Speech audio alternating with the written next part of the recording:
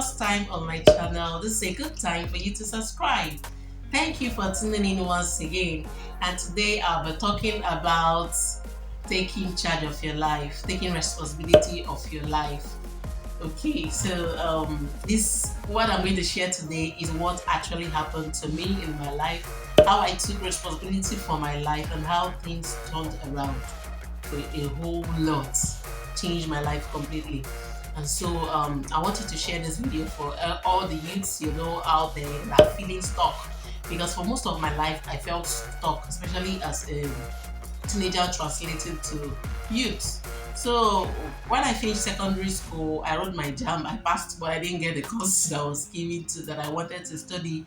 And the second time I took it, I also passed. But the program I got into for my undergraduate studies, I now studied microbiology, and I really loved that course.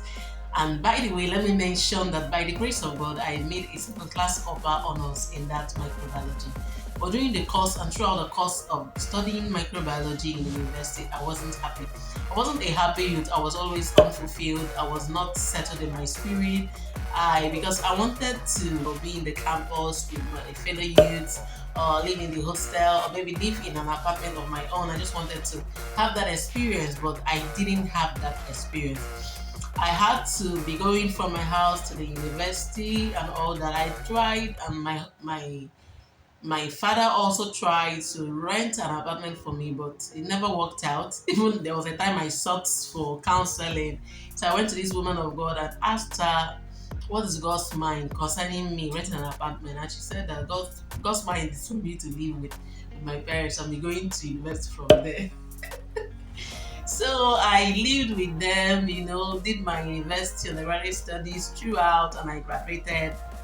When I graduated, I I was still hoping for a job. I didn't get a job on time with my 2-1. 1 year, 2 years, and it was on third year that something clicked. But throughout the time being, I've been busy doing things. Like from 2013, I've been teaching private lessons. So from the school, I teach private lessons. I even have discussion groups with my classmates. We share our knowledge, and aside from that, I always go out to teach other kids private lesson, secondary and primary students.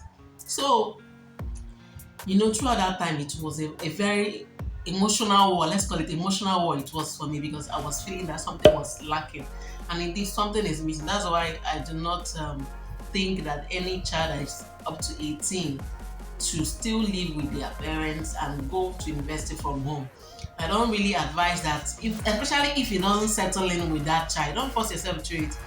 It's not going to help you growing up. In fact, it affected me a lot. Every time when I look back, what I can remember right now is outburst of anger, exchange of words, the cries, the frustrations that I had with my parents, with my sibling. I remember when I was sharing this with my other sister, and I was shouting so much that I was disappointed, that I blamed my parents a lot for that, because I felt that they failed me in their promises, but it wasn't their fault, okay? And my parents are the most supportive people you can find in the whole world. So today, I don't think that I could find any person to replace them, because meanwhile that I was stuck for all those years, I couldn't run out or break out of the house, because they provided a lot of support, a lot of love, a lot of care, a lot.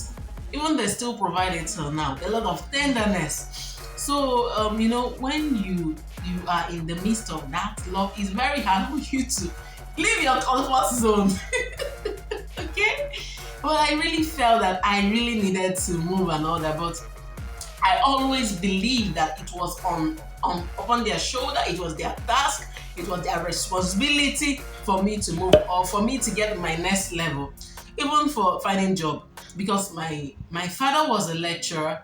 He lectured in the university throughout. That was his job, and he's a professor now. He's retired. So I also believe that it was my father's responsibility to help me to secure a job as a lecturer. He was always motivating me, like, you should make a 2-1, I will enroll you in masters, and then you begin to lecture in university. So I believed it. I worked so hard to make 2-1 of first class, and I made 2-1, but I didn't really enter into my profession of lectureship immediately. My school didn't adopt me or to become a lecturer, so I also blamed for that.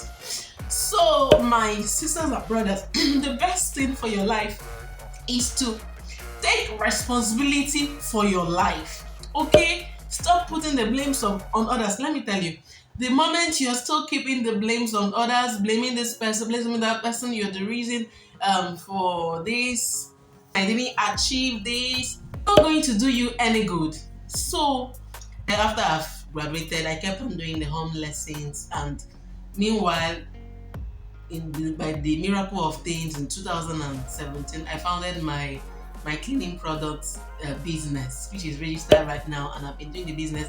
So I was just thinking, what can I add to this teaching?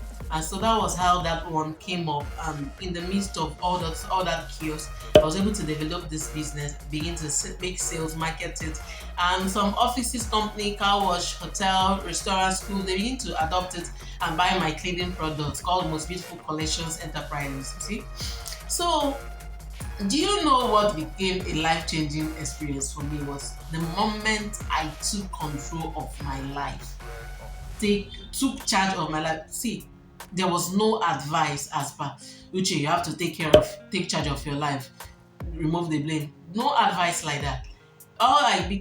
Many times I felt like living on my own as per renting a place for myself, and I got advice, no, stay back. When you stay with your parents, they'll provide food and shelter for you. You don't need to worry about cooking. You don't need to worry about shelter and all that. So you just leave. You don't know what it is to hustle as someone that's living alone. No?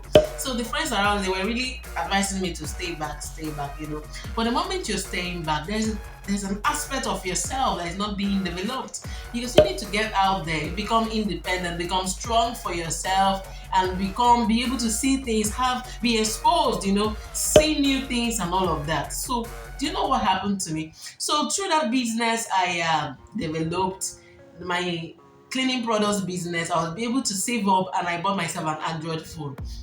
Remember what I wrote on my phone? I just created a design. I wrote, "It's time to move." What I'm telling you is life story. It's time to move. So, do you know what I did? I started to save up money. So that's it. You don't despise whatever you're doing. I saved money from the lesson I was making.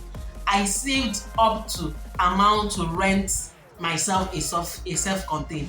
After the summer lesson, I already saved the money. I was really, I wasn't thinking about to get married or get a job immediately. I wasn't thinking those things immediately back to back. What I was thinking was to move, to have that experience that I've been longing for. That's like see other people, have new relationships, exposure, see how it is to live with others. That was just what was my focus. And so I did.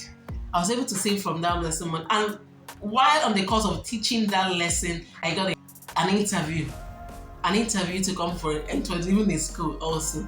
I applied for academic supervisor. I've been applying for lectureship and all that in many schools. So it was for Lagos, and it was the next day. I left in that particular day. I left by 2 o'clock, and my parents were like, "Oh, that you're leaving, that there was no money, and it was too late to leave," and that's perfectly okay. It's the right concern for parents, But I told them, just pray for me. Just give me the word that it is well with me, so I can go out. I need to get this job. I need to have another different experience, different area of exposure. So my mom, she said to me, it is well with you. I didn't have any money from them, but I had the money that I've been saving. Saving is key. I've mentioned this particular aspect of living and all that in many of my videos, like about 3 times. But today is really a focus on the story. So I took out of that money I had saved for rent, and I went for the interview. And on the course of going for that interview, I met my husband the next day. He proposed to me, and then that was it. I later got that job, and even I didn't take that particular job per se, but I got another job, which is in the environment that I'm living right now. And before you know it, I got married. Things changed.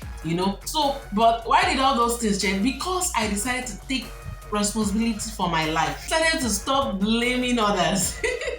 Stop blaming my parents that they didn't rent me an apartment, they didn't get me a job and all that. And many people are doing that today. Many people are feeling entitled. So see, to be feeling entitled all the time, it keeps you stuck. It keeps you what? Stuck.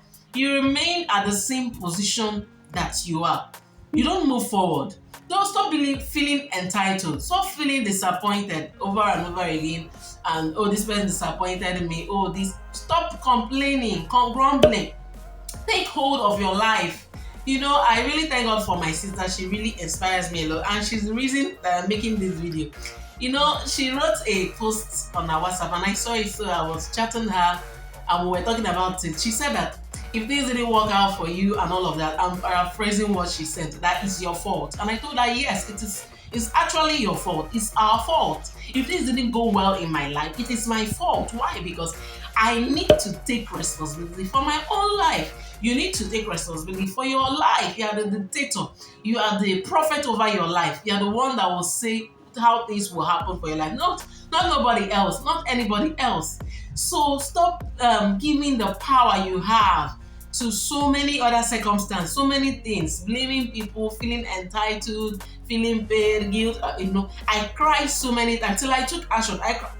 Oh God, you can't imagine how many times I cried and my pillow was wet. In fact, I have a bag of books. I have so many journals where I wrote down so many things, so many stories of feeling stuck. I wrote so many songs within that period. So in the times that you're feeling stuck and feeling low, or maybe it could be God passing you through some wilderness experience, yes, but there is timing for that.